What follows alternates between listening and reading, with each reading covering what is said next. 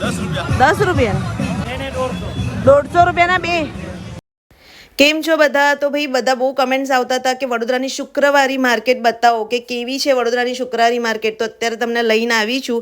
તો જુઓ, અહીંયા તમને બધી વસ્તુ પણ સેકન્ડ હેન્ડની મળી જશે. તમને મ્યુઝિક સિસ્ટમ બી મળી જશે, પછી ટીવી બી મળી જશે, કપડાં બી મળી જશે, ચપ્પલ બી મળી જશે.